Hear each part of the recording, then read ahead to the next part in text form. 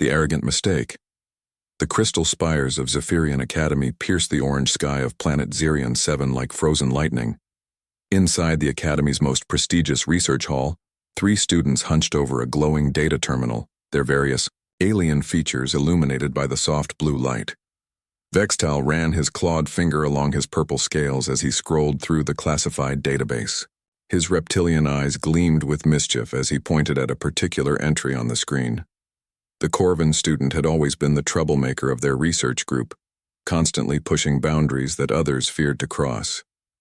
"Look at this," he hissed, his forked tongue flicking out in amusement.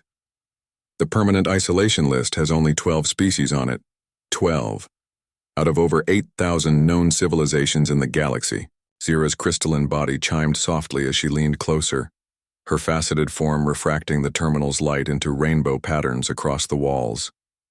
The Prism Collective had taught her to analyze data with mathematical precision, but even she found this information intriguing. Most of these species destroyed themselves, she observed, her voice resonating like struck crystal. Self-annihilation through warfare, environmental collapse, or technological accidents. Standard evolutionary failures. Noel drifted closer, his gaseous form shifting colors from deep blue to worried yellow. The Nebula Consortium representative had always been the cautious one, preferring observation to action. His people lived for thousands of years, which taught them patience and respect for consequences. "Why are we even accessing this database?" he whispered. His voice carried on carefully controlled air currents. "The isolation list is classified at the highest levels. If Professor Quindar discovers we've breached Academy security protocols..." Vextal's laugh was a sharp bark that echoed through the empty research hall. The Corvin Empire had conquered 17 star systems through sheer aggression, and their students inherited that boldness. Fear was not something his species understood well. "The professor is in hibernation cycle for another 3 rotation periods," he said, dismissing Noel's concerns with a wave of his scaled hand. "Besides, we're advanced students, we have research privileges." "Research privileges don't extend to classified galactic security files," Zira pointed out, though her curiosity kept her from leaving. The mathematical part of her mind was already calculating the probability of getting caught versus the potential knowledge they might gain. Vextal ignored their protests and expanded the file on one particular species. The holographic display filled with images of a small blue and green planet orbiting a yellow star. The world looked peaceful enough, with swirling white clouds and vast oceans that reminded him of vacation destinations in Corvin space. "Humans," he read aloud, his pronunciation of the alien word causing his companions to lean in closer. "Species designation: Terra Prime bipedal, technological level, pre-space flight, threat assessment, extreme, isolation status, permanent, first contact, prohibited under Galactic Security Directive 7 Alpha. The 3 students stared at the peaceful-looking planet in confusion. Noel's gaseous form shifted to a puzzled green color, while Zira's crystalline structure hummed at a higher frequency, indicating deep thought. "This makes no sense," Zira said, her mathematical mind struggling with the contradiction. "How can a pre-space flight civilization receive an extreme threat rating? Our own species achieved faster than light travel 5,000 years ago, and we only rate as moderate threat level." Vextal scrolled through more data, his excitement growing with each new piece of information. The Corvin warrior spirit thrived on challenges and mysteries, and this human puzzle was exactly the kind of thing that made his blood run hot with anticipation. According to this, the isolation order was issued 847 Galactic Standard years ago, he said. But look at this note. Re-evaluation requests have been filed every 50 years by various research institutions. All requests denied by unanimous High Council vote. Reason: insufficient time passage for threat mitigation. Insufficient time passage? Noel's form flickered with nervous energy. What could they have done that still makes the High Council nervous after 8 centuries? The answer came in fragments, as Vextal dug deeper into the files. Historical records showed brief contact between human radio transmissions and a galactic survey ship. The contact had lasted only 14 planetary rotations before the High Council issued the permanent isolation order. The survey ship reported that humans had developed atomic weapons while still using primitive chemical rockets. Zira read from the historical logs. They had global communication networks, but no unified planetary government. Multiple competing nations with different ideologies, all armed with weapons of mass destruction. So they were primitive and violent, Noel said, sounding relieved. That explains the isolation order. The Council was protecting them from themselves as much as protecting us from them. But Vextal had found something else buried deep in the classified files. His eyes widened as he read the final survey report, the one that had triggered the permanent isolation order. "Listen to this," he said, his voice dropping to an awed whisper. Final recommendation from Survey Captain Thelvar. Human technological advancement rate exceeds all known parameters. In the 14 rotations since first contact, they have improved their atomic weapon yield by 300%, launched 6 successful orbital missions, and established a permanent space station. Most concerning, they have begun attempting to reverse engineer our communication frequencies. Recommend immediate isolation before they achieve interstellar capability. These beings adapt and advance too quickly to be safely integrated into galactic society. The research hall fell silent except for the gentle hum of the Academy's environmental systems. Each student processed this information through their own species' understanding of technological development. For beings whose civilizations had taken millennia to achieve spaceflight, the idea of such rapid advancement was both fascinating and terrifying. "That was 800 years ago," Zira finally said, her crystalline form pulsing with nervous light. "If they were advancing that quickly then, what level of technology might they have achieved by now?" "Maybe they destroyed themselves," Noel suggested hopefully. "Rapid advancement often leads to catastrophic mistakes. Uncontrolled nuclear fusion, ecological collapse, resource wars." Vextal's forked tongue flicked out again, tasting the air as his predatory instincts engaged. The Corvan Empire had built its power by taking calculated risks, and he could sense opportunity in this mystery. "Or maybe," he said slowly, "they've been sitting alone in their star system for 8 centuries watching our transmissions, learning our languages and developing technology we can't even imagine."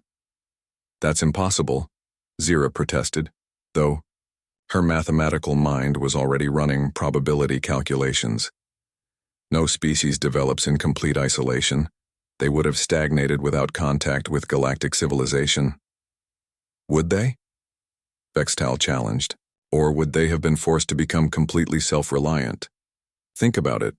Every other species in the galaxy had help, guidance, technology sharing. Humans have had none of that. They've had to figure everything out on their own." The implications hung in the air like a toxic cloud.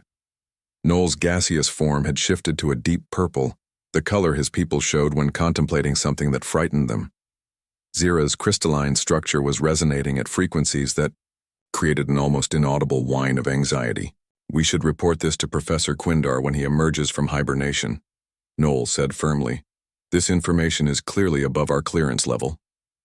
"Or," Vextal said, his eyes gleaming with dangerous excitement, "we could conduct our own research, make contact, find out what happened to them." "That would be completely against galactic law," Zira pointed out, though her tone suggested she was intrigued despite herself. "The isolation order specifically prohibits any form of contact." "The isolation order was issued based on fear of what they might become," Vextal argued. "But it's been 8 centuries. Either they've destroyed themselves, which makes the order pointless, or they've survived and deserve to know they're not alone in the universe. Either way, we'd be performing a valuable service to galactic knowledge." Noel's form flickered wildly as he struggled between curiosity and caution. "Even if we wanted to make contact, how would we do it? Their planet is 47 light-years away. The Academy's communication array isn't designed for that kind of distance." "Actually," Zira said slowly, her mathematical mind already working, "on the problem, the Academy's quantum resonance transmitter could easily reach their star system. The power requirements would be significant but not impossible. "You're both insane," Noel whispered, but he didn't float away from the terminal. Vextal could sense he was winning them over.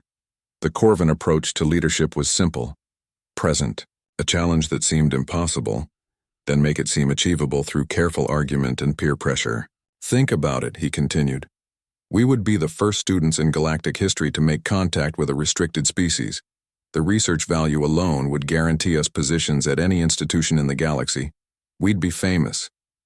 We'd also be expelled and probably imprisoned," Noel pointed out. "Only if we get caught," Vextal said with a predatory grin, "and only if the contact goes badly. But what if it goes well? What if humans turn out to be peaceful and grateful for contact? We could be remembered as the students who ended an unnecessary isolation." The debate continued for another hour, but the outcome was inevitable. Curiosity was the driving force that had brought all three students to the prestigious Zephyrian Academy, and the mystery of humanity was too compelling to ignore. As the Academy's artificial night cycle began, casting the research hall in deeper shadows, three alien students made a decision that would change the course of galactic history. They had no idea that their primitive subjects had been monitoring galactic communications for centuries, learning languages, studying technology, and preparing for exactly this moment. The humans were ready for them. The deadly response, deep. Beneath the Rocky Mountains, in a facility that officially didn't exist, alarms screamed through corridors that had been silent for decades. The Terran Deep Space Monitoring Station had been waiting for this moment for over 800 years. Captain Elena Vasquez sprinted down the reinforced corridor, her combat boots echoing against the metal flooring. Her dark hair was pulled, back in a strict military bun, and her brown eyes held the focused intensity of someone who had trained their entire life for a moment like this. Behind her, technicians scrambled to keep up as she burst through the secure doors of the command. "Center, report!" she barked, not breaking stride as she approached the massive holographic display that dominated the room. Lieutenant Marcus Chen looked up from his console, his face pale with excitement and fear. "Captain, we've intercepted a transmission from the Zephyrian Academy. It's addressed directly to Earth's government and contains a request for technological and cultural information." Elena stopped dead, her breath catching in her throat. After 8 centuries of silence, after generations of humans living under the shadow of galactic isolation, someone had finally reached out. But her military training kicked in immediately, overriding any emotional response. "Analysis?" she demanded. The transmission came from 3 students at their primary research institution, Chen continued, his fingers flying over the holographic controls.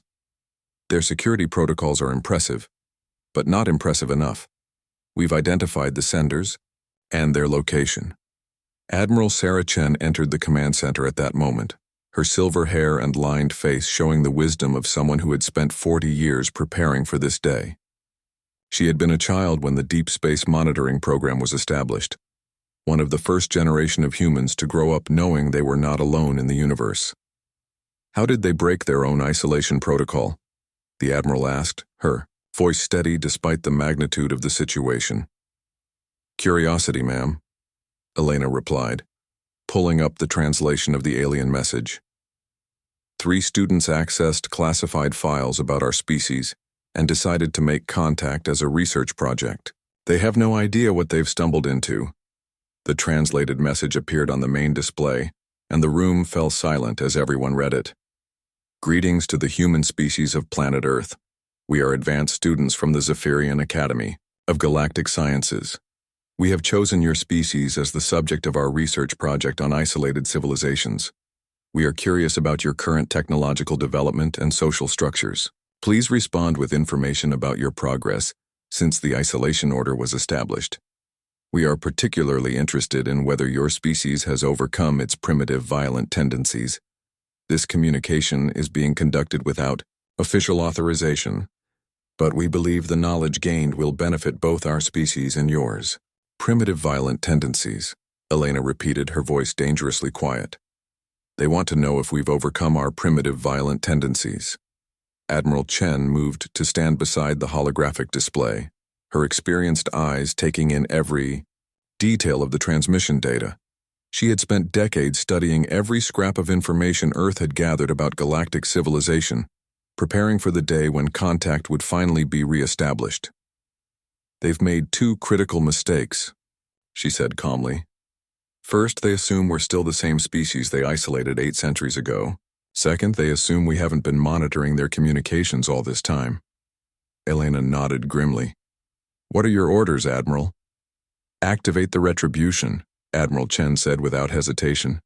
"It's time to show our galactic neighbors exactly how much we've advanced." Across the facility, blast doors that hadn't been opened in decades began to slide apart with mechanical precision. Deep beneath the Earth's surface in a launch bay carved from solid rock, lights flickered to life, illuminating humanity's greatest secret. The EDS Retribution was a warship unlike anything the galaxy had ever seen. While alien civilizations had focused on size and firepower, human engineers had pursued a different path. The ship was sleek and angular, its hull composed of materials that absorbed sensor waves rather than reflecting them. Every line of its design spoke of speed, stealth, and deadly efficiency. Elena stood on the ship's bridge 30 minutes later, watching her crew run through pre-flight checks with the precision of a military unit that had drilled for this moment their entire careers. These were the best humanity had to offer, selected from billions and trained in techniques developed over 8 centuries of enforced isolation. "All systems green, Captain," reported Commander James Park from the tactical station. "Stealth systems operational, weapons charged, navigation locked on Zephyrian space." "Engineering reports ready for quantum jump," called out Lieutenant Sophia. "Reyes, new drive systems are performing within optimal parameters." Elena took a deep breath, knowing that the next few hours would determine humanity's place in the galaxy. "Take us out." The Retribution rose through the launch shaft, its engines producing no visible exhaust or energy signature. As it emerged from Earth's atmosphere, the ship simply vanished from all conventional sensors, becoming invisible against the backdrop of space. Meanwhile, 47 light-years away, Vextal and his companions were beginning to realize the magnitude of their mistake. The 3 students had returned to their dormitory after sending their message, expecting to wait days or weeks for any response. Instead, they found Professor Quindar waiting for them, his ancient insectoid form radiating fury. "Do you have any idea what you've done?" The professor's voice buzzed with barely controlled rage. His compound eyes reflected the emergency lighting that had begun flashing throughout the academy. "We sent a simple research inquiry," Vextal said, though his usual confidence was beginning to waver. "It's not like we violated any major protocols. You contacted a species under permanent isolation." Professor Quindar's voice rose to a screech. "The High Council has been in emergency session for 6 hours. Security forces are mobilizing across 3 sectors, and our long-range sensors have detected energy signatures moving toward our system at impossible speeds." Zira's crystalline form had gone completely transparent with fear. "Energy signatures? What kind of energy signatures?" "The kind we've never seen before," the professor replied grimly. "The kind that suggest our primitive humans have been busy during their 8 centuries of isolation."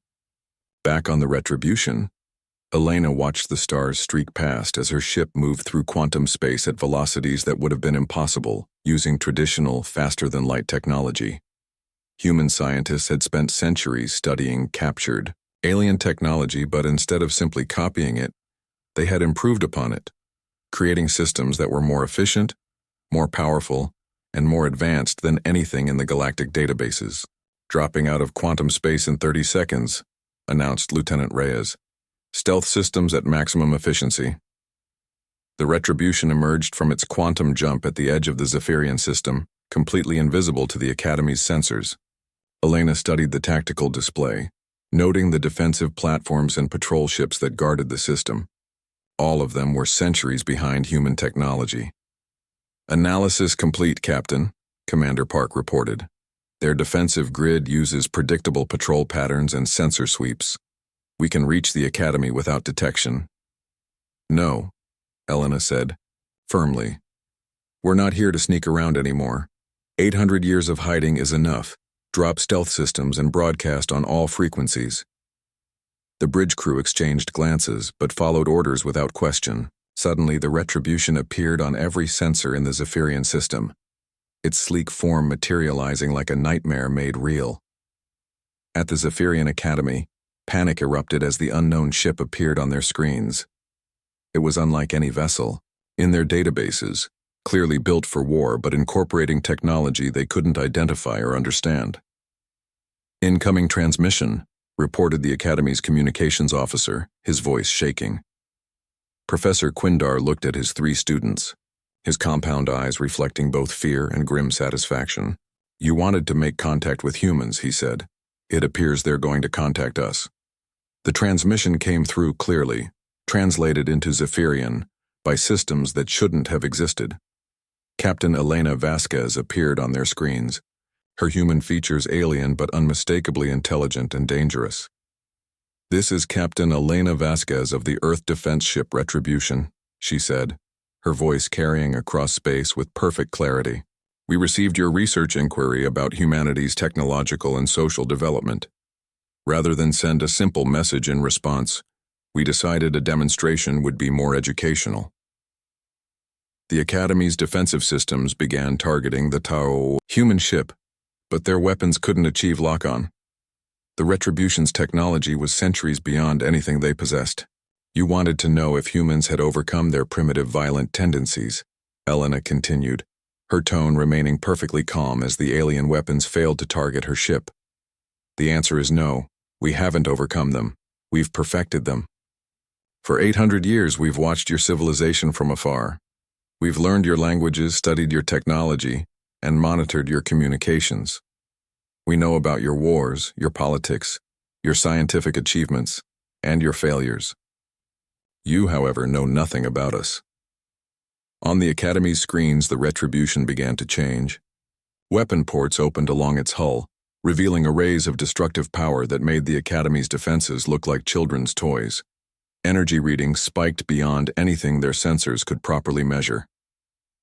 "We could destroy this Academy, and everyone on it before your distress calls reached the nearest patrol ship," Elena said matter-of-factly. "We could glass your planet's surface or simply make your entire system uninhabitable. We have that capability." Professor Quindar turned to his terrified students. "Now you understand why the isolation order was established," he said quietly. "And why it should never have been broken." Elena's image leaned forward slightly, and for the first time the alien watchers could see something beyond cold military efficiency in her eyes. There was curiosity there, and perhaps even hope. "But we're not here to destroy you," she continued. "We're here because 3 students decided to reach out across the void and make contact. That took courage, even if it was misguided. Humanity appreciates courage. So here's our response to your research project. We are no longer the species you isolated 8 centuries ago. We have advanced beyond your current technological level in every meaningful way. We have become something new, something that your databases and threat assessments cannot properly categorize. But we remember what it was like to be alone in the dark, wondering if anyone else was out there. We remember the fear and the hope that came with that first alien signal. So we're going to give you a choice." The tactical display showed the Academy's defensive fleet finally arriving, dozens of ships forming a protective formation around the station. They looked impressive until compared to the single human vessel that had appeared among them uninvited. "You can report this contact to your High Council and recommend that the isolation order be maintained," Elena said. "We'll respect that decision and return to our corner of the galaxy, but the isolation will be mutual from now on. No more observation, no more monitoring, no more research projects. Complete separation. Or," she continued, "you can recommend that formal contact be established between our species. We have much to offer the galactic community, and perhaps much to learn as well. But if we join your civilization, it will be as equals, not as subjects or threats to be managed." The transmission ended, leaving the Academy in stunned silence. The human ship remained motionless among the defensive fleet, its weapons powered but not targeting anyone. It was a demonstration of strength tempered by restraint, a show of power coupled with an offer of peace. Vextal looked at his companions, his purple scales pale with shock. "What have we done?" he whispered. "You've opened a door that was sealed for good reason," Professor Quindar replied. "The question now is whether the galaxy is ready for what lies on the other side.